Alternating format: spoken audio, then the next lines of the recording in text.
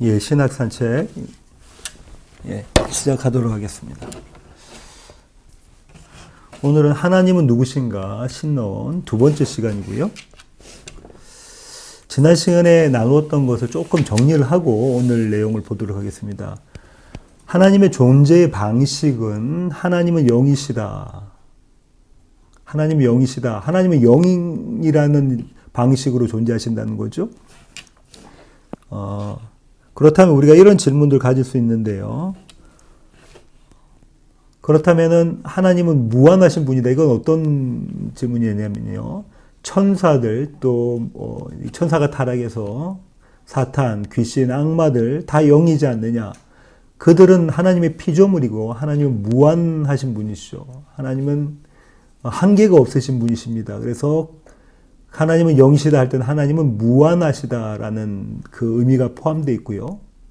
그렇다면은 무슨 에너지나 힘, 폴스 또 뭐 이런 것들 그런 것인가? 아니요, 그렇지 않습니다. 하나님은 인격을 가지신 분이시다. 하나님은 인격적이시다라는 거고요. 그렇다면 그런 하나님이 여러분이신가? 성경은 그렇다고 이야기하지 않고요. 하나님은 한 분이시다. 하나님은 유일하신 분이시다. 이렇게 말씀하고 있죠. 그래서 하나님은 영이시다라는 이 하나님의 존재 방식에는요, 무한성과 인격성과 유일성을 다 담고 있는 것입니다. 하나님의 본성과 하나님의 속성, 이 신학자들은 이렇게 나누는데요. 이 본성을, 하나님의 본성은 우리가 알 수 없기 때문에 우리에게 계시된 부분만 우리가 알 수 있다. 그래서 우리에게 계시된 부분을 신학자들은 속성이라고 부르고요. 그러나 그 속성은요, 개별적 속성은 언제나 다른 속성을 전제하고 조화를 이룬다. 이 유기적인 특성을 갖고 있다. 아주 중요한 부분인데요. 어떤 한 특성이 다른 특성을 모자라게 하거나 그렇게 하지 않는다는 거죠. 한 특성은 특성 자체로 온전하고 완전하면서 다른 특성들과 조화를 이룬다는 이야기입니다. 하나님의 속성에 대해서 신학자들이 이렇게 분류한다고 말씀을 드렸고요. 첫 번째, 공유적 속성과 비공유적 속성. 우리가 인간이 공유할 수 있는 속성, 그 다음에 공유할 수 없는 속성, 이렇게 나누기도 하는데요. 이 공유적 속성과 비공유적 속성으로 나누는 분류가 가장 많은 신학자들이 사용하는 분류입니다. 두 번째로는요, 절대적인 속성과 상대적인 속성입니다. 말 그대로 절대적인 것과 상대적인 것. 세 번째로는 자연적 속성과 도덕적 속성인데요. 저는 이걸 존재적 속성과 인격적 속성이라고도 이렇게 부르는 것이 더 좋다고 저는 생각합니다. 저는 했던 세 번째에 따라서 하나님의 속성을 분류를 하고 있습니다. 지난 시간에 우리가 살펴본 것처럼 존재의 방식은 하나님은 영이시다. 영으로 존재하시고요. 자연적 속성과 도덕적 속성. 다른 말로 한다면은, 존재적 속성과 인격적 속성 이렇게 구별할 수 있고요. 그 중에서 자존과 거룩이, 자연적 속성에서는 자존이 대표가 되고요. 도덕적 속성에서는 거룩이 대표가 됩니다. 그런 이유는요, 이 자연적 속성에서 자존이 모든 다른 속성들을, 모든 다른 속성들의 근원이 되는, 기본이 되는 그런 속성이기 때문에 그렇습니다. 지난 시간에 우리의 자연적 속성, 완전, 불변, 영원, 편재, 전능, 전지, 통일, 생명에 대해서 우리가 나눴고요. 이번 시간에는 도덕적 속성인 거룩, 참됨, 선함, 아름다움, 옳음, 신실, 평화, 자존, 사랑, 은혜, 자비 이런 하나님의 속성에 대해서 나누도록 하겠습니다. 지난 시간에 나눈 것 중에서 우리 자연적 속성 중에서, 그러니까 존재적 속성 중에서 가장 중요한 속성이 자존, 이게 이제 출발점이라고 말씀을 드렸는데요. 하나님의 이름은 여호와, 그죠? 이 여호와라는 이름은 나는 스스로 있는 자이니라. I am who I am, 그죠? 에이고 에이미 헬라어로는요. 존재와 생명의 근거가 스스로이신 분이 하나님이시라는 거예요. 존재와 생명의 근거가 스스로이신 분. 타자가 하나님의 존재와 생명의 근거가 아니라는 겁니다. 하나님 스스로이시라는 거예요. 그렇다면 그분은 완전하신 분이죠. 그분은 변하지 않으신 분이죠. 그분은 영원하신 분이죠. 그분은 어느 곳에나 계시는 편지하시는 분이시고 전능하신 분이고 전지하신 분이고 통일되신 분이고 생명을 나누시는 분이십니다. 그죠? 생명이신 그분 자체가 생명이시라는 거죠.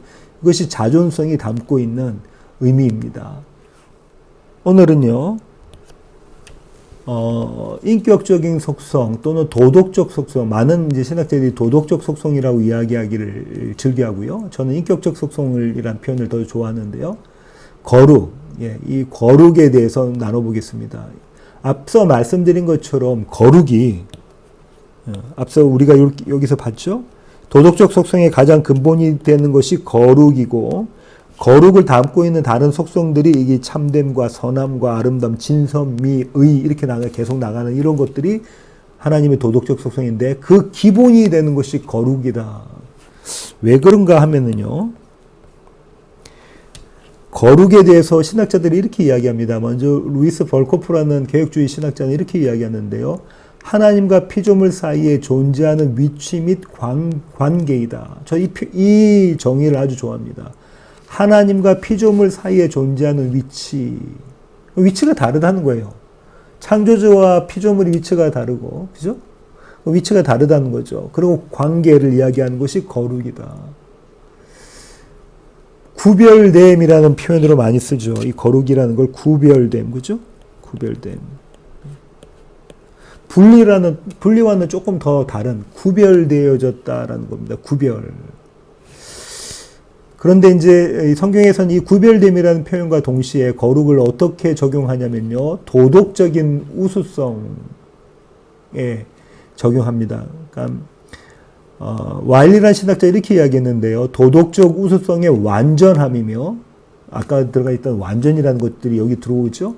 하나님 자신의 행동 원리이고 피조물을 위한 표준이 된다라는 겁니다. 피조물을 위한 표준이 된다. 여기서 좀 더 보면 저는 아까도 말씀드렸던 것이 거룩은 구별됨이라 라고 말씀드렸고요. 이 구별됨이라는 것은 차원이 다르다는 얘기예요. 차원이 다르다는 겁니다. 창조주와 피조물은 차원이 다르다라는 겁니다. 이 차원이 다르다라는 것을 제가 자주 쓰는 표현으로는 예를 들었으면 이렇습니다. 우리가 비행기를 타고 가다가 보면 저 밑에 있는 땅 위에 있는 빌딩들을 보입니다. 근데 그 빌딩들이 높낮이가 구별이 안 돼요. 높낮이가 구별이 안 됩니다. 왜 그렇죠? 너무 높은 곳에 있다 보니까 땅 위에 있는 그 높낮이는 구별이 안 돼요. 그렇다면은 이 피조 세계에 있는 모든 이 도덕적인 것은 그 높낮이가 그 정도 수준이라는 겁니다. 하나님의 수준과는 도대체가 비교할 수가 없는 수준이라는 것이죠. 이런 것이 거룩이라는 겁니다. 이 지금 비행기 타고 가면서 땅에 있는 것과 비교할 수도 없는, 그거와 도대체가, 그것도 비교가 되지 않는 하나님의 이 위치와 이 피조물의 위치는 그렇다는 거죠. 그렇게 구별됐다는 겁니다. 우리가 진선미라고 얘기를 많이 하는데요. 그 진에 해당합니다. 참, 또 진실이라고 이야기하고요. 벌코프라는 신학자 이렇게 이야기합니다. 하나님이, 오자가 있네요. 하나님으로 마땅히 되셔야 하는 모든 것입니다. 마땅히 되셔야 하는 모든 것. 그리고 이것을 또, 와일리라는 신학자 이렇게 이야기했는데, 진정과 성실이다. 하나님의 진정과 성실이다. 김진혁 교수님이 이렇게 말씀하셨는데요. 하나님은 참되시고 그분의 약속은 성취된다. 하나님은 참되시고 그분의 약속은 성취된다 할 때 우리는 이 부분은 신실이라고 말하는 게 더 좋을 것 같고요. 이 참됨. 그렇게 말하는 게 더 좋을 것 같아요. 그러면 우리가 여기서 이렇게 한번 볼게요. 여기서 참이라는 것은 저는 이렇게 얘기하는데요. 참은 거짓과 반대되는 겁니다. 그렇죠? 진짜냐 가짜냐 할 때 그 참이라는 거예요. 그러니까 하나님은 항상 진짜시다라는 겁니다. 참이시다라는 것이요. 거짓이 아니다라는 거죠. 진리라고 할 때는 참된 길이라는 거잖아요. 참된 이치라는 거지 않습니까? 예, 그렇습니다. 그래서 하나님 그분은 참이시다라는 거예요. 그분에게는 거짓이 전혀도 없으시다는 것이죠. 이것이 하나님의 속성 참에 대한 것이고요. 두 번째로는요. 아름다움. 우리는 하나님의 속성 가운데서 아름다움을 잊어버리기가 쉽습니다. 그렇죠? 이 아름다움이라는 건 하나님이 아름다움 자체이신 분이십니다. 하나님의 아름다움 자체이시고 그래서 모든 피조물의 미와 기쁨의 원천이 되신다. 우리 김진욱 교수님이 이렇게 말씀하셨는데요. 하나님은 한마디로 말하면 아름답다라는 거예요. 하나님의 아름다우심을 우리는 자연을 보고 느낄 수 있습니다. 그죠? 경험할 수 있습니다. 조금 이따가 좀 더 설명을 드리도록 하겠습니다. 그 다음에 선이라는 건데요. 선. 마틴 로이드 존스 목사님이 이렇게 이야기하십니다. 모든 피조물을 관계하고 친절하게 친절하게 대하는 것.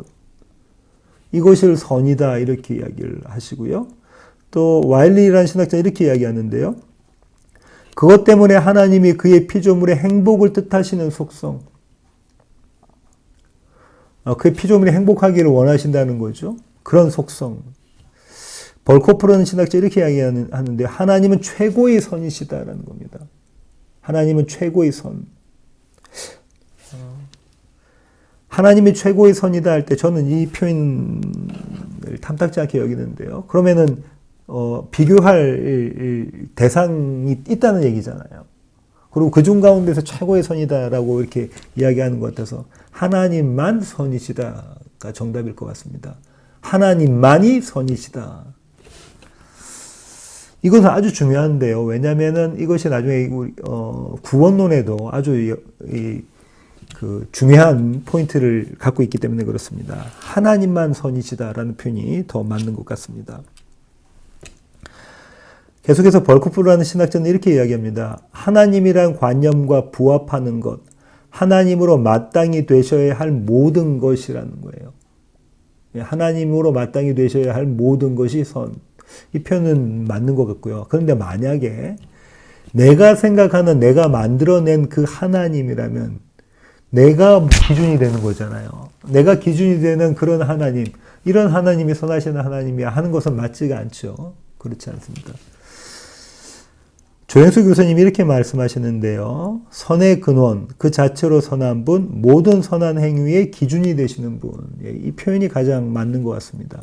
선의 근원 되시고 그 자체로 선한 분이시고 모든 선한 행위의 기준이 되시는 분.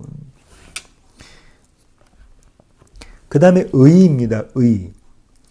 벌코프라는 신학자 이렇게 말합니다. 하나님 안에 있는 법으로 자신의 거룩함을 지탱하시는 속성이다. 어떤 말이냐면 하나님 안에 법이 있다는 거죠. 하나님 밖에 있는 법이 아닙니다. 하나님 밖에 있는 법이 아니라 하나님 안에 있는 법, 하나님 스스로가 갖고 계시는 그 법이 있는데 그 법은 자신의 거룩함을 지탱하시는 속성이다라는 거예요. 마틴 로이드 존스 목사님이 이렇게 이야기하시는데요. 의와 공의를 구별하십니다. 의 영어로 righteousness고요. 공의는 justice인데요. 의는 입법적인 거룩이다. 로이드 존슨 목사님 말고도 여러 교수님들, 신학자들이 이렇게 이야기하는데요. 입법적인 거룩이다. 이건 무슨 말이냐면, 입법이라는 것은 법을 세우는 거잖아요. 그 법을 지키게 만들어내기 위한 것입니다. 그러니까 거룩에 대한 하나님의 사랑이 담겨 있어서 피조물로 하여금 그걸 지키게 만든다는 거죠. 반면에 공의라는 것은 사법적인 거룩이다. 영어는 justice인데요. 이것은요. 그 입법을 해놓은 그 법을 지키느냐 안 지키느냐에 따라서 상벌이 주어지는 거죠. 죄에 대한 하나님의 혐오가 담겨 있는 것이다. 이것이 하나님의 의다라고 로이드 존스 목사님은 말씀하십니다.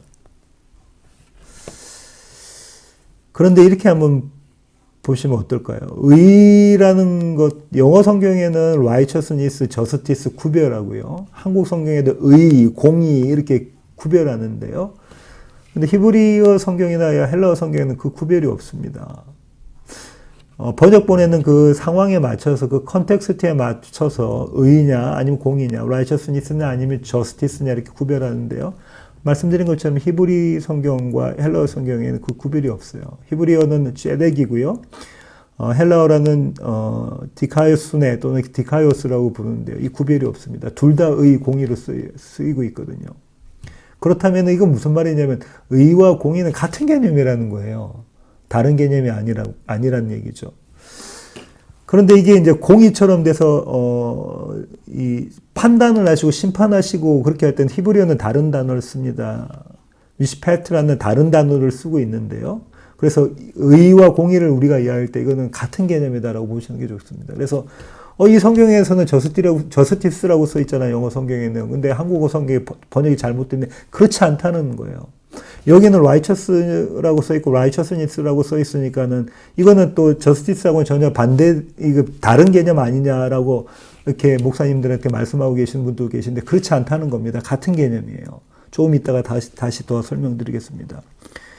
그래서 김진혁 교수님이나 웨인 그루뎀 신학자는 이렇게 이야기합니다.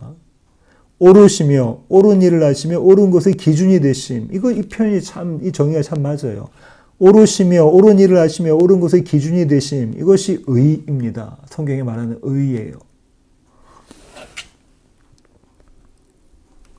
다음엔요. 하나님의 신실인데요. 하나님의 신실하심입니다.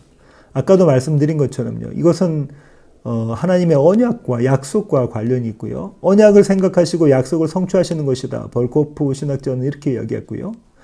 로이드 존스 목사님 이렇게 말씀하셨는데요. 안전하게 기댈 수 있는 분. 예.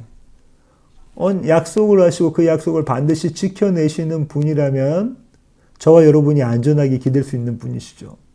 그렇죠? 이 신실하시면 아까도 말씀드렸다시피 하나님의 다른 모든 속성이 포함되어 있습니다. 그분은 지혜로우셔요. 지식이 있으십니다. 완전한 지식을 갖고 계신 분이죠. 그분은 약속을 지켜내실 능력도 갖고 계신 분입니다. 그분을 약속을 바꾸시지 않으세요. 변경하지 않으셔요. 불변하시는 하나님이시죠. 완전하신 하나님이시죠. 이 신실 안에 그것이 다 담겨져 있는 것이죠. 하나님은 이러신 분이시라는 겁니다. 평화. 이 평화라는 것은요, 김진혁 교수님의 그 정의가 가장 마음에 드는데요. 무질서나 혼동 없이 질서 속에서 활동하심. 조금 더 제가 덧붙이자면 이렇습니다. 평화라는 것은 위치를 지키고 있는 겁니다. 자기 자리를 지키고 있는 것입니다. 그게 평화예요. 서로 간에 자리를 지키고 있는 것, 그것이 평화입니다. 분쟁이 없는 것이죠. 자리를 지키고 있으면 분쟁이 있을 수가 없습니다. 그렇죠? 예, 그것이 평화입니다. 나중에 좀 더 또 설명을 드리겠습니다. 그 다음에 여러분이 잘 아시고 좋아하시는 하나님의 속성 가운데 하나인 사랑입니다. 벌코프 신학자는 이렇게 이야기합니다. 하나님의 영원한 자기 전달의 속성이다. 좀 어려운 말인데요. 김진혁 교수님이 조금 풀어서 설명하시는데 이렇습니다. 자신을 상대에게 주시는 속성이라는 거예요. 사랑이라는 건 뭐라고요? 내가 나를 다른 사람에게, 다른 분에게 주는 것, 상대방에게 주는 것, 이것이 사랑이라는 겁니다. 하나님의 속성, 사랑.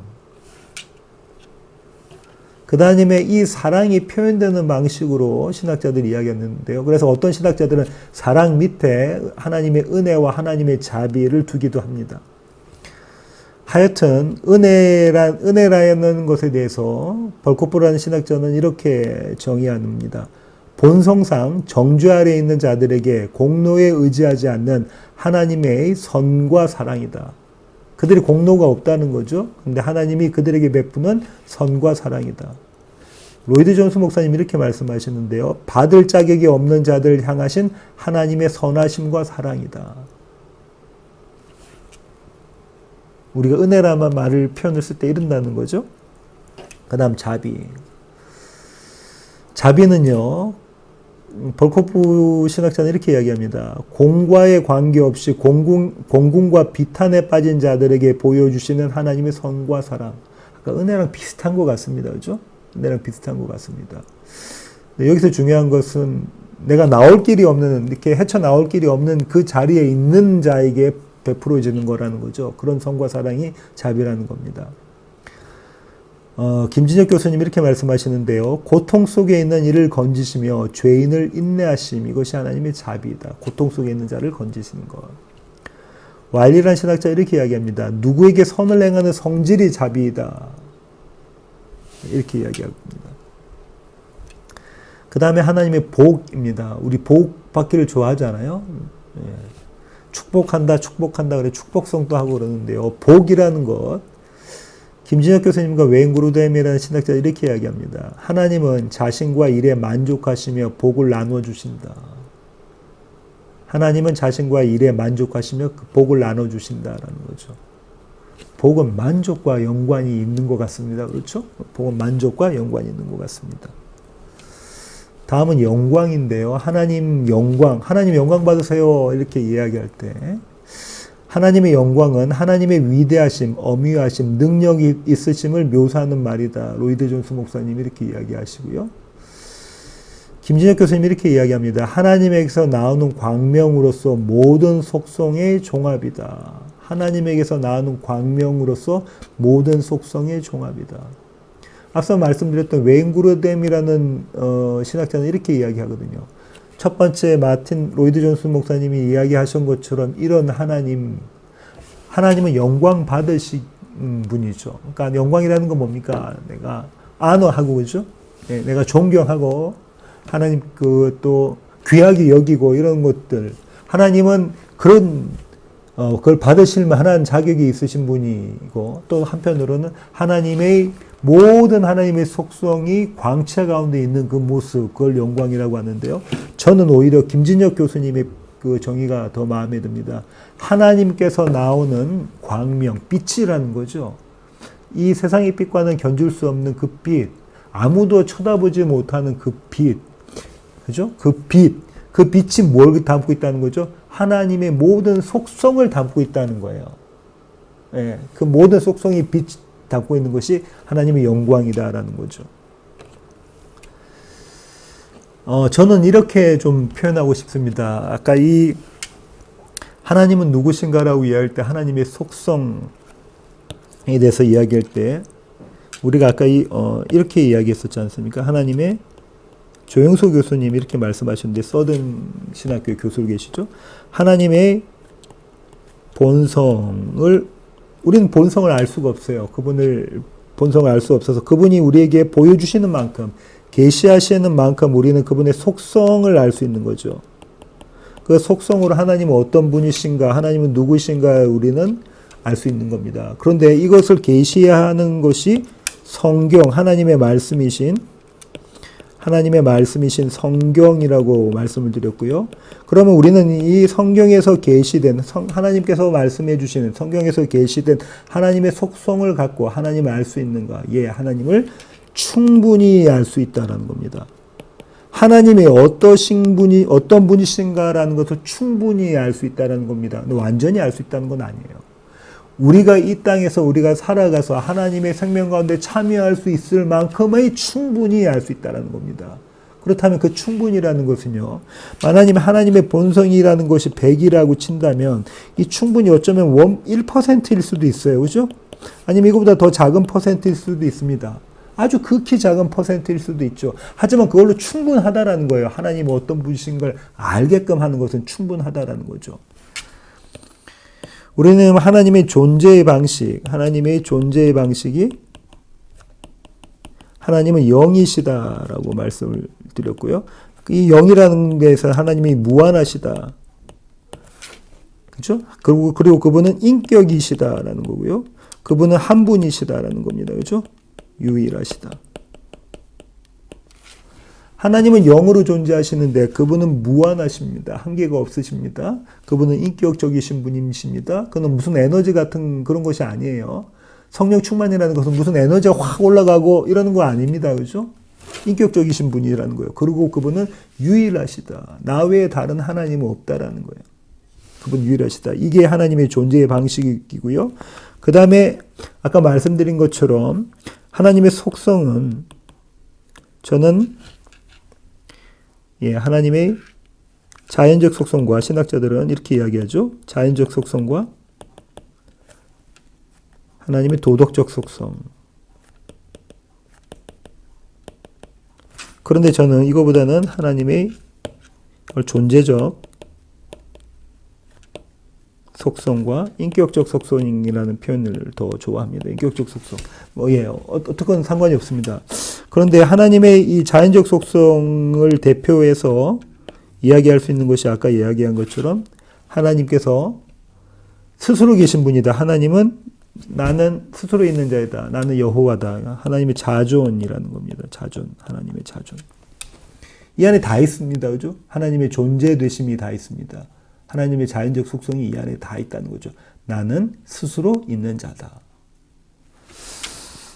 그 다음에 하나님의 도덕적 속성을 대표할 수 있는 것이 제가 아까 말씀드렸죠. 거룩이라고 말씀드렸고 이 거룩은요. 도덕적으로 무언가 이렇게 높다 이 정도가 아니라 구별됨이라고 말씀드렸고요. 하나님과 피조물의 그 위치 또 관계 이렇게 볼 수 있다고 했고요. 그 구별됨이라는 것은 우리의 차원과는 도대체가 우리의 차원과는 견줄 수가 없는 구별됨입니다. 그런 위치라는 거죠. 이 도덕성에 대해서 조금만 더 살펴보면요. 이 거룩은 좀 전에 말씀드린 것처럼 구별이라는 거예요. 그죠? 차원이 다른 차원이라는 겁니다. 우리가 견딜 수 없는 다른 차원이라는 거예요. 그 중에서 아까 말씀드린 것처럼 진, 선, 미 대표적인 게 의 뭐 이런 거지 않습니까? 그죠? 이제 그렇다면 이렇게 한번 보겠습니다. 하나님은 진, 이건 뭐 참이라는 거죠. 하나님은 거짓이 아니시다라는 겁니다. 하나님은 거짓이 아니시다. 다시 말하면 오직 한 분 하나님만 참이다라는 겁니다. 오직 한 분 하나님만 참이다. 이거 어마어마한 이 의미를 이 안에 내포하고 있습니다. 그죠? 갖고 있습니다. 하나님만 참이시다라는 거예요. 하나님만 참. 또 하나님이 선이라는 것은요. 한국말로는 순우리말로 착하시다라는 거잖아요. 착함. 그럼 이렇게 볼게요. 하나님이 착하다는 선이라는 것은요. 창세기 하나님의 창조에서 보면 하나님이 천지를 창조하시고 하나님 보시기에 좋았더라. 하나님 보시기에 좋았더라. 하나님 보시기에 좋았더라 할 때 그 좋았더라는 히브리 단어가 토부가 선입니다. 착함. 그렇다면요. 이 하나님의 선이라는 것은요. 하나님 보시기에 좋은 거예요. 보시기에 좋은 것.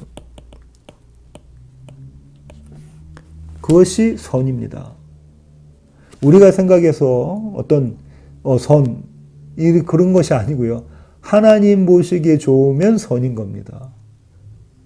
우리는 이게 지금 나한테 보기에 내가 좋은 거 아닌 것 같아도 그것이 하나님 보시기에 좋은 자리일 수 있는 거죠. 저와 여러분이 처해 있는 자리가 우리의 보기에는 그렇게 별로 좋지가 않고 탐탁지가 않지만 하나님 보시기에 좋은 자리, 그것이 선이라는 거예요. 그럼 이 반대되는 말은 뭘까요? 악입니다. 악은 뭡니까? 착하지 않다라는 건 뭐예요? 하나님 보시기에 좋지 않으면 그건 악입니다. 하나님 보시기에 좋으면 선, 하나님 보시기에 좋지 않으면 악. 우리가 이렇게 한번 생각해 보겠습니다. 이스라엘이 출애굽했어요. 그리고 이제 가나안 정복을 하죠. 그 들어가서 어떻게 하라고 했냐면 가나안의 모든 족속들을 어떻게 하라고 합니까? 다 죽여라.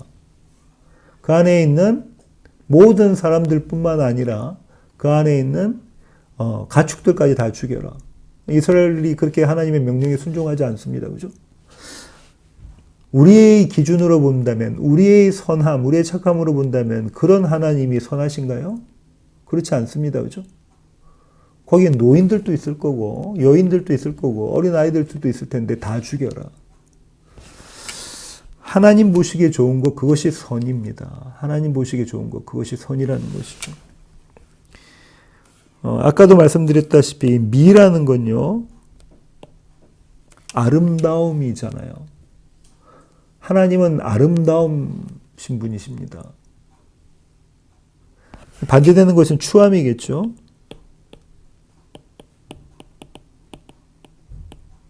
하나님만이 아름다우시죠.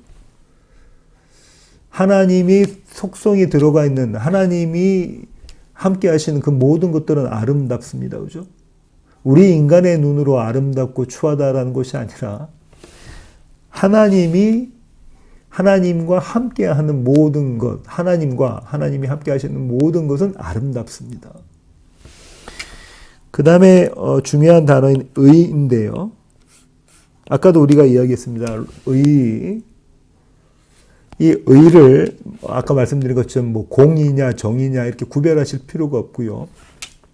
이 의라는 건 이렇습니다. 우리가 누가 의인이다라고 이야기할 때 어떻게 합니까? 저 사람은 마땅히 해야 될 일, 그 뛰어난 마땅히 해야 될 일을 했을 때 우리는 의라고 합니다. 이 의라는 건요, 마땅히 해야 할 일이고요. 어떤 기준이 있겠죠.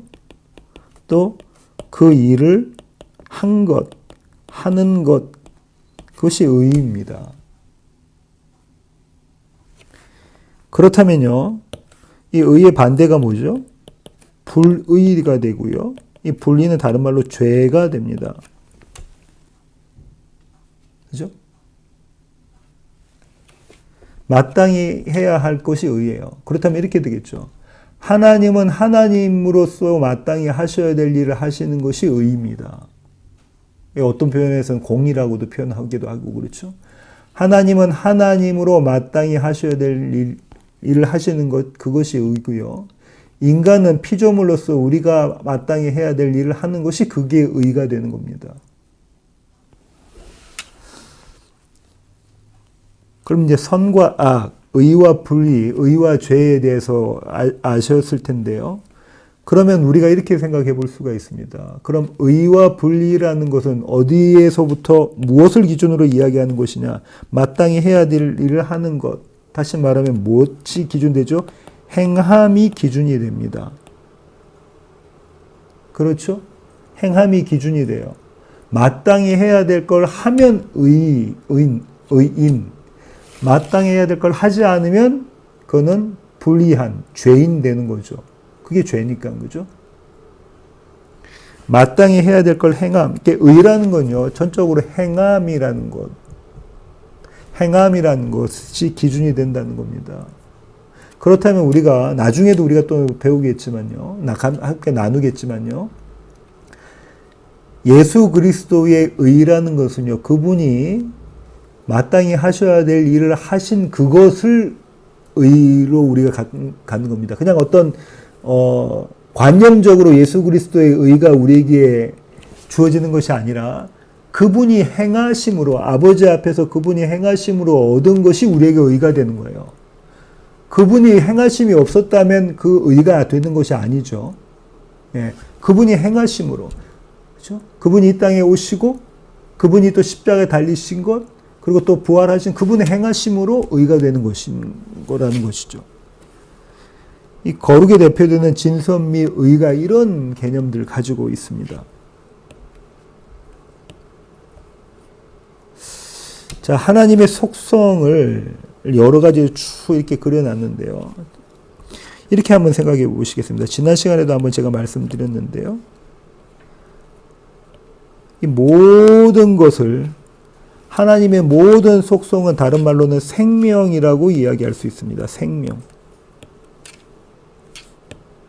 하나님의 모든 속성은 생명이다. 다시 말하면 이런 겁니다. 생명이라는 것은, 우리가 영원한 생명을 누린다는 것은 그냥 죽지 않고 오래 살겠다, 그 정도의 수준이 아니라는 거예요.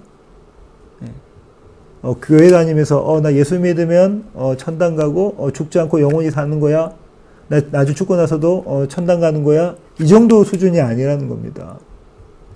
하나님이 이 생명이라는 것은요, 하나님의 속성, 조금 지금 지난 시간부터 오늘까지 말씀드렸던 그 하나님의 속성들을 이야기할 때 우리는 생명이라고 하는 거예요. 하나님의 선하심, 하나님의 영원하심, 하나님의 변하지 않으심, 하나님의 아름다우심, 하나님의 오르심, 하나님의 완전하심, 하나님의 평화, 하나님의 지식, 하나님의 만족하심, 이런 모든 것들을 다 우리가 이야기할 때 이걸 한마디로 말하면 생명이라는 거예요. 생명. 그리고요, 그 하나님은 하나님의 생명을 뭐 어떻게 하시냐면 나누셔요. 그걸 우리는 사랑이라고 이야기합니다. 하나님은 하나님의 생명을 나누신다고요. 그걸 우리가 사랑이라고 해요. 아까 사랑의 정의가 뭐였죠? 나를 내어주는 것이라고 했잖아요.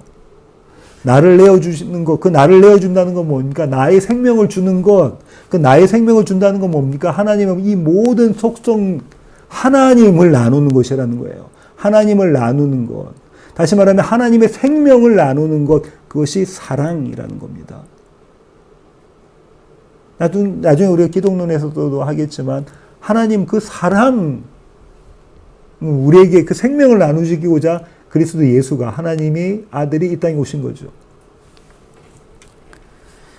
이 사랑이 우리에게 전달되는 방식이 은혜이고 자비입니다.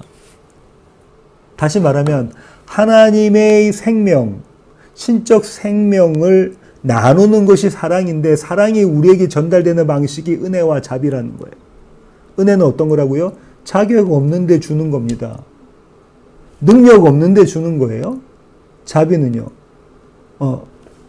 건져낼 어떤 거기서 구렁텅이 같은 데서 빠져나올 수 없는데 빠져나오게 되는 것이 자비입니다. 그죠? 이 자비에는 어떤 뜻 갖고 있죠? 헤세드는 우리가 그 룻기 강의 시간에서 계속해서 나누는 어떤 거 갖고 있습니까? 예, 하나님의 지혜가 거기 담겨져 있고요. 하나님의 능력 담겨져 있고요. 변하지 않으심 담겨져 있고요. 신실하심 담겨져 있고 정의, 의 담겨져 있고요. 그죠? 참되심, 선하심 모든 것이 담겨져 있습니다. 하나님은 그렇게 열정적으로 하나님이 생명을 나누시고자 사랑을 보여주시는데 그 보여주시는 방식이 은혜와 자비, 우리에게 전달되는 방식이 은혜와 자비로 전달된다는 겁니다. 또 하나님은요, 이 사랑을요, 사랑 때문에 자족하시죠. 그 얘기는 뭐냐면 하나님은 생명을 나누시는데 삼위 하나님이 다음 시간에 나누겠지만요. 삼위일체론에서 삼위 하나님이 생명을 나누십니다. 생명을 나누시는 방식이 사랑이라고 말씀드렸고요. 그 사랑하시면서 뭐 하신다고요? 만족하세요. 그 사랑을 통해서 하나님은 만족하십니다. 그럼 사랑받는 자, 사랑을 주는 자는 만족한다는 얘기인 거죠. 만족합니다. 이 만족이라는 것이 무슨 의미 갖고 있냐면요. 복이라는 의미 갖고 있어요. 우리 만족하면 행복한가요? 예, 그렇습니다. 우리 행복하다 할 때는 뭔가요? 만족했다는 거잖아요. 만족했다는 겁니다. 그럼 복이라는 건 뭡니까? 하나님의 생명을 우리에게 주시는 사랑을 우리가 경험하는 것, 그것이 뭐라고요? 만족. 다른 말로는 복이라는 거예요. 그분이 곧 복이 되십니다. 그럼 저와 여러분 성도에게 복이 뭐라고요? 하나님의 생명, 이 좀 전에 나눴던 이 모든 하나님의 속성이 담겨져 있는 하나님의 생명을 우리에게 주시는 그 사랑을 경험할 때 우리는 그것이 복이라는 겁니다. 복. 그 다음에 이 평강이라는 단어가 뭐라고 했죠? 이 평강의 단어는 뭐예요? 질서. 다른 말로는 위치라는 거예요. 정위치. 평화. 있어야 될 자리에 있는 겁니다. 그렇죠? 하나님은 하나님의 자리에 계시고 우리는 우리의 자리에 있는 겁니다. 그 하나님의 자리에 계시고 우리가 우리 자리에 있는 것은 평화라는 거죠. 주님이 이 일 때문에 오셨습니다. 왜요? 이 평화 누리게 하기 위해서 화목제물로 오신 거죠. 우리와 화평하게 되는 거, 평화 누리게 하기 위해서. 이걸 다른 말로 예배라고 이야기를 합니다. 그렇죠? 우리는 우리 자리에서 하나님을 바라보는 것이 예배인 거죠. 이게 언제 된다고요? 하나님의 생명을, 하나님의 사랑을 통해서 우리가 경험할 때 우리는 만족하게 되어져 있고, 우리는 복을 누리게 되며, 우리는 그때에 무엇 느낀다고요? 평화를 느낀다는 겁니다. 우리는 화평을 느낀다는 거예요. 우리는 평강을 느낀다는 거예요. 그러면 히브리어 샬롬이라는 건 이 얘기입니다. 우리가 이렇게 평화, 우리가 우리의 위치를 알고 있다는 거예요. 우리는 우리의 위치에서 감사하고 있다는 겁니다. 그 정리해 보면 이렇습니다. 그렇죠? 다시 말씀드리면 이 모든 하나님의 속성들은 다른 말로는 생명이라고 표현할 수 있고요. 이 생명을 나누시는 방식이 사랑이라고 이야기했고요. 하나님은 이 사랑을 통해서 만족하시고 이 만족이 복이라고 그랬습니다. 하나님 자체가 복이신 거예요. 만족하고 계시니까 삼위 하나님이요. 그리고 이 복을 누리며 또 이 사랑을 통해서 우리는 평강을 얻는다고 했습니다. 그렇죠? 사랑을 통해서 우리가 평강을 얻습니다. 그리스도 예수가 우리에게 오심으로, 사랑 되신 그리스도 예수가 우리에게 오심으로 화목제물 되셔서 우리가 평강을 누리는 거예요. 그죠? 화평된 거죠. 평화를 누리는 겁니다. 이게 뭐라고 했죠? 제 위치라는 겁니다. 제 위치, 정위치. 그죠? 이걸 다른 말로는 질서라고 이야기하고요. 예배라고 이야기할 수 있습니다. 이 사랑이 우리에게 보여주는 방식이 두 가지라고 했는데요. 그죠? 하나는 자격 없는 자에게 주어지는 것, 은혜. 능력 없는 자에게 주어지는 것. 받을 자격도 없고, 받을 만한 능력도 없는, 쟁취할 능력도 없는 자에게 주어지는 게 은혜. 또 자비는요, 구렁텅이 같은 데 빠져 있는데 구원받는 겁니다. 그죠? 비참한 상태 가운데 있는 거예요. 다른 말로 사망 가운데 있는 가운데 생명이 부어지는 겁니다. 하나님의 끈질기심으로, 하나님의 신실하심으로, 변하지 않으심으로, 하나님의 전지전능하심으로, 그분의 완전하심으로 이루어지는 것이 이 자비, 헤세드라는 거죠. 이것이 하나님의 속성입니다. 지난 시간에도 말씀드린 것처럼 마르틴 로이드 존스 목사님이 이렇게 말씀하셨습니다. 우리의 목표는 하나님을 아는 것이며, 하나님을 아는 것은 그분을 예배하는 것이다. 저 여기다 이렇게 조금 덧붙였습니다. 성도는 하나님을 알아가고 이를 통해 하나님을 누리는 자들이다. 성도는요, 하나님을 날마다 알아가는 자들이에요. 그 알아간다는 것은 히브리어의 알미라는 건 말씀드렸죠. 그건 뭐라고요? 지식적으로 하나님을 아는 겁니다. 지식이 없이 하나님을 알 수는 없죠. 성경에 나와 있는 것 지식적으로 알고 또 경험적으로 아는 거라고 말씀드렸어요. 그죠? 경험적으로 그분을 아는 것. 그 다음에 그분을 알게 되면 어떻게 되죠? 그분을 누리게 됩니다. 그죠? 그분을 누려요. 그분으로 기뻐하고, 그분으로 즐거워하고, 그분으로 감사하고, 그분으로 찬양하고 노래하고 할 수 있는 것이죠. 그것이 누리는 겁니다. 하나님을 알아가고, 다시 말하면 하나님을 누린다는 것은 생명을 누리는 거예요. 하나님의 생명을 누리는 것. 지금까지 나눴던 하나님의 모든 속성들을 누리는 것. 이것이 뭐라고요? 성도가 받은 복. 이것이 성도가 받은 복입니다. 왜냐하면 이거기에 우리는 만족하거든요. 세상에 어떤 것에 만족하는 것이 아니라 하나님을 알아가고 하나님을 누리는 것으로 그 생명을 나누시는 하나님의 사랑을 경험해서 그 생명을 누리는 것으로 우리는 만족한다는 거예요. 그것이 복입니다. 그리고요, 이렇게 복을 받은 자는 제 자리에서, 자기의 위치에서 하나님을 예배하게 되어지죠. 자리를 지키는 것이 예배입니다. 자리를 지키지 않게 되면 교만하게 되죠. 범죄하게 됩니다. 하나님의 자리에 내가 올라가서 내가 하나님 노릇하는 것이잖아요. 그것이 불화입니다. 하나님은 하나님의 자리에, 우리는 우리의 자리에 있으면서 그 가운데서 만족함을 누리며 그분을 예배하는 것. 이것이 성도가 마땅히 해야 될 예배고요. 성도가 누리는 복입니다. 이 복 가운데서, 이 예배 가운데서, 그리고 이 생명 가운데서 살아가시는 시애틀 예수한교회 모든 교회 가족 되기를 원합니다. 기도하시겠습니다. 하나님, 그렇습니다. 하나님을 알아갈수록, 그리고 그 하나님을 경험할수록 우리는 하나님을 누리게 됩니다. 하나님으로 기뻐하고, 하나님으로 즐거워하고, 하나님으로 감사하며 노래하며 하나님을 예배하게 됩니다.